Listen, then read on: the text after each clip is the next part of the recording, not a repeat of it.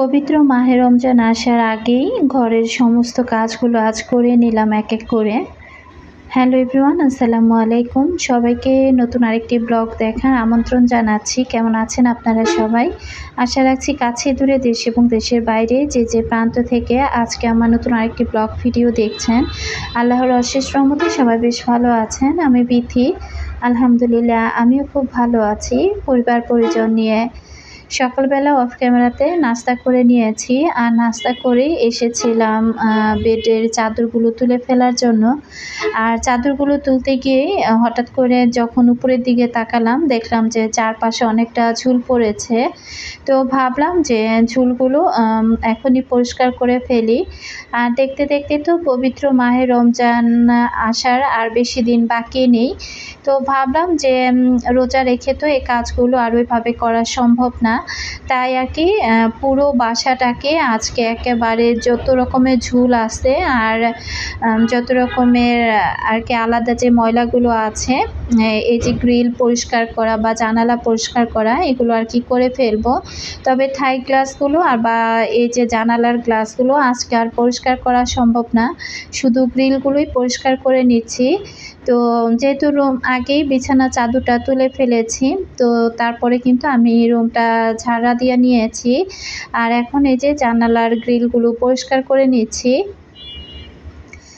জানালার গ্রিলগুলো যতই পরিষ্কার করা হয় না কেন, তো এগুলো কিন্তু তেমন একটা পরিষ্কার আসলে রাখা যায় না। আর প্রতিদিন কিন্তু এই ধরনের কাজ করাও সম্ভব না, একা হাতে সব গুছিয়ে আর এভাবে এতটা পরিষ্কার করে রাখা, এটা কিন্তু আমার জন্য খুব কঠিন হয়ে পড়ে। তো তারপরেও চেষ্টা করি যতটুকু সময় পাই যে এগুলো খুব সুন্দর করে পরিপাটি করে গুছিয়ে রাখার জন্য। তবে আমার এই জানালার বলেন বা ওই জানালা বলেন, রাস্তার পাশে বাসা হলে যা হয় আর কি, সব সময় কিন্তু প্রচুর ধুলাবালি পড়ে। তো যাই হোক, আমি একটা শুকনা কাপড় দিয়ে খুব সুন্দর করে কিন্তু জানালাটা পরিষ্কার করে নিলাম। তবে আজকে শুধু বিছানার চাদরগুলো ধুয়ে ফেলবো। তো আমি যখন নাস্তা করছিলাম তখন কিন্তু আমার চা খাওয়া হয়নি, শুধু নাস্তা করে আমি রুমে চলে গিয়েছিলাম। আর এখন যেহেতু বড় মেয়ে নাস্তা করেছে, তো আর কি চাটা গরম করেছে, তো সেই ফাঁকে আর কি আমি চাটা খেয়ে নিলাম। চা খেয়ে চলে এসেছি, এখন পুরো বিছানাটাকে আবার ভালো করে ঝেড়ে নিয়েছি।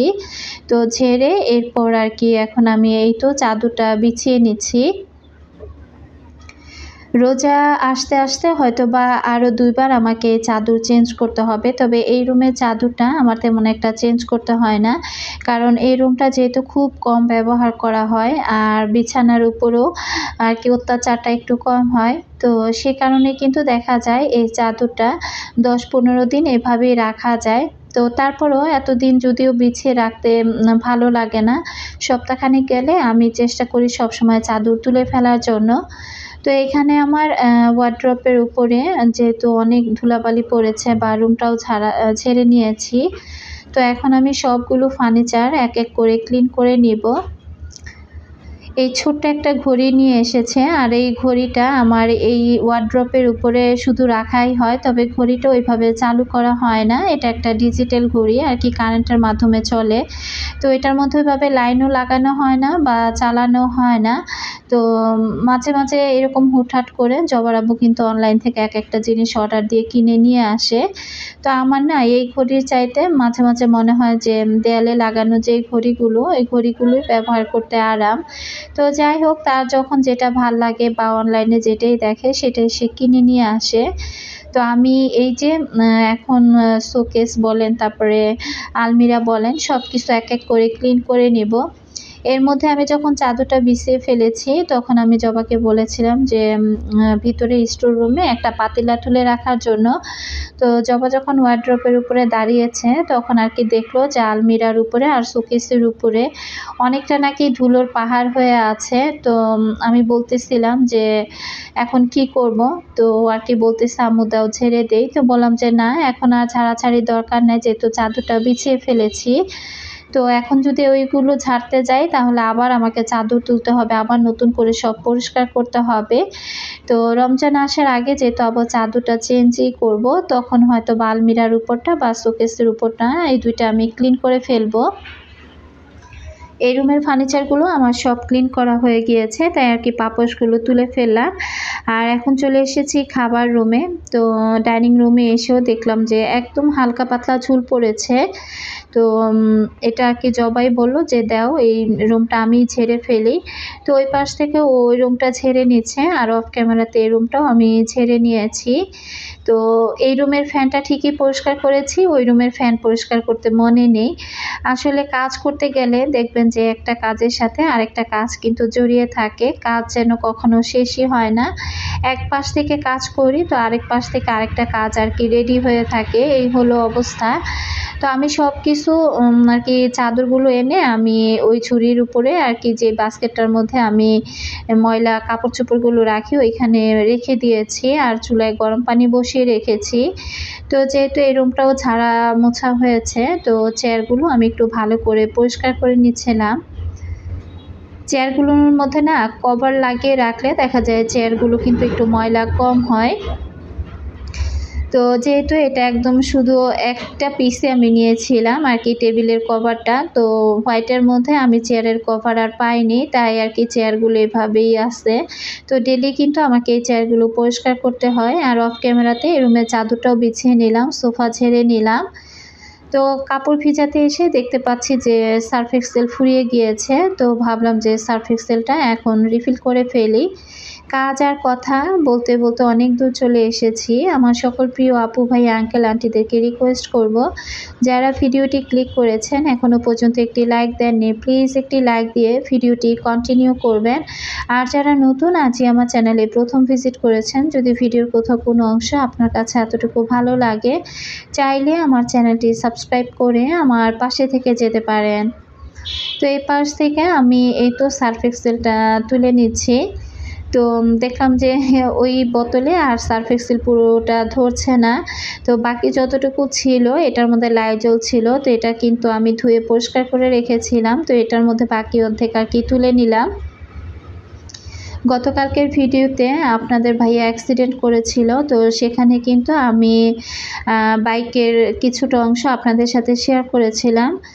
তো আমার অনেক আপুরা, অনেক ভালোবাসার আপুরা সেখানে কিন্তু অনেক সুন্দর সুন্দর কমেন্ট করেছেন, আর সবাই আমাদের জন্য দোয়া করেছেন। তো আমার প্রতিটা আপুকে মন থেকে জানাই আমার তরফ থেকেও অনেক অনেক দোয়া আর ভালোবাসা।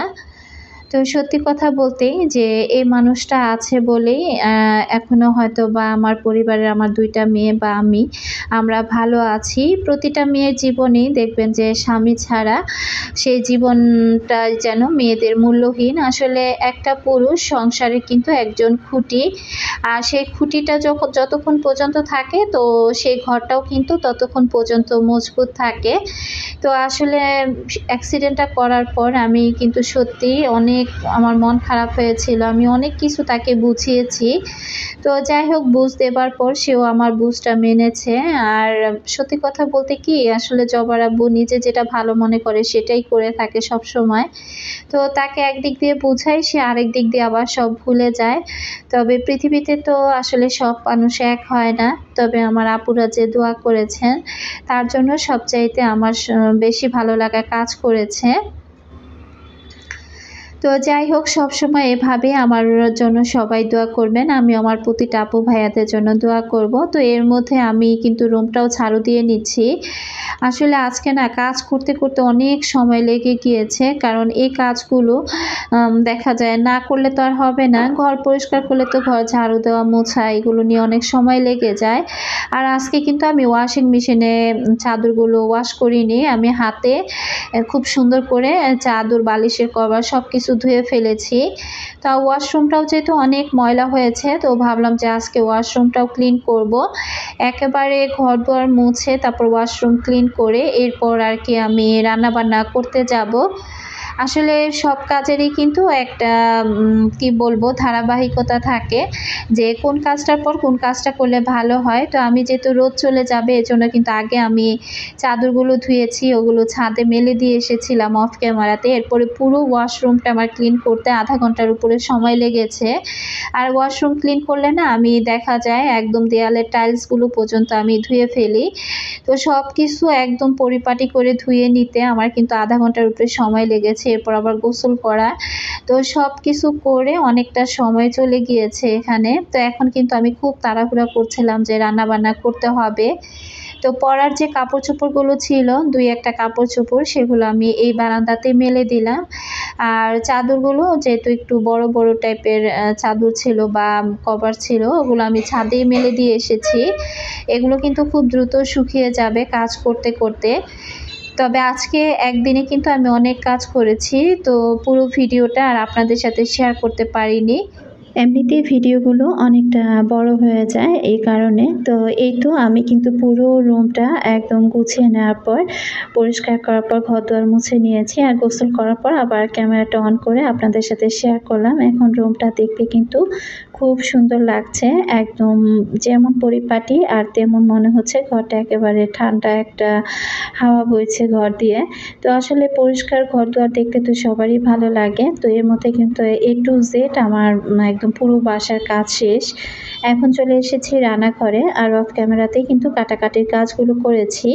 তো আমি ওইখানে সিম আলু দিয়ে ভাজি বসিয়ে দিয়েছি আর এই পাশে আমি সিম আলু দিয়ে লইটা শুটকি রান্না করব। এই রান্নাবান্না নিয়েও কিন্তু একটা চিন্তার বিষয় থাকে। প্রত্যেকটা দিন রাতের পরই আবার টেনশন চলে আসে যে আগামীকাল কী রান্না করব। তবে কী রান্না করব এটা ভাবতে ভাবতেই সময় চলে যায়। আবার অনেক সময় অলরেডি আগেই অগ্রিম ভেবে রেখে দেই যে আগামীকাল কী রান্নাবান্না হবে। তবে ইদানিং না এই ভাবাভাবির কাজগুলো আর করি না। যখন ফ্রিজ খুলে দাঁড়িয়ে থাকি তখনই হুট করে মাথায় চলে আসে যে না, আজকে এটা দিয়ে এটা রান্না করব, তাহলে হয়ে যাবে। আসলে খাবার দাবার তো প্রতিদিন করতেই হবে, আর এটা নিয়ে কিন্তু রান্নারও একটা প্যারা থাকে। তো যাই হোক, আমি এখন ঝটপট করে রান্নাগুলো করে নিচ্ছি। আর বিশেষ করে কি যে ঘরের কাজ শেষ করে আমি কিন্তু দুপুরের পর আসি রান্না করতে, প্রায় ২টা-২:৩০টার দিকে রান্না করতে আসি। কারণ এই সময়তে আমার বাসায় দেখা যায় যে গ্যাসটা থাকে ভালোই। তো যার কারণে কিন্তু আমি ওই সকাল সকাল রান্নাবান্নার ঝামেলাটা করি না।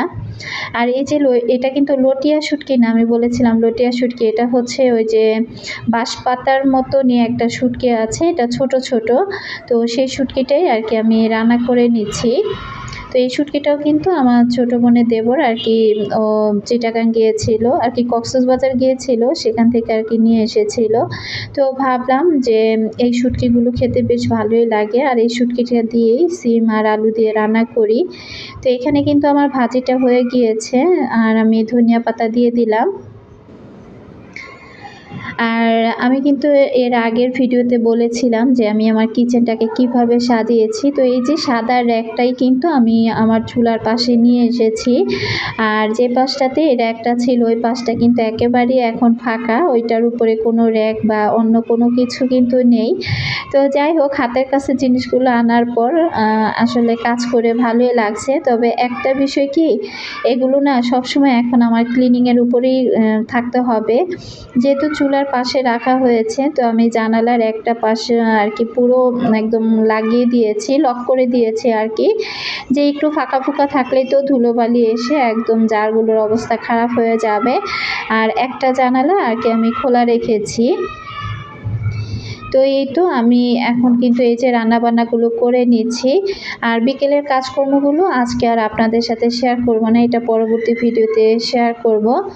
তো ধনিয়া পাতা শেষ হয়ে গিয়েছিল, তো এখানে এই যে ফ্রোজেন করা ধনিয়া পাতা আমি নামিয়ে নিয়েছি। তো একদিকে কিন্তু সুবিধাই আছে, ধনিয়া পাতা না দিলে হয়তো খেতে ভালো লাগতো না। তো ফ্রোজেন করা ছিল বিধায় আমি চটজলদি করে নামিয়ে তারপরে তরকারিতে আর কি দিতে পারলাম। তো শুটকি তরকারির একদম পানিটা কিন্তু শুকিয়ে গিয়েছে, একদম মাখো মাখো টাইপের ঝোল আছে। তো এই অবস্থায় আমি শুটকিটা নামিয়ে নিলাম। আর আজকে দুপুরের খাবার দাবার এই যে ভাজি আর তরকারি, শুটকি তরকারি, এগুলোই ছিল। আর আজকের মতো আমি এখান থেকে বিদায় নিচ্ছি। আল্লাহ হাফেজ।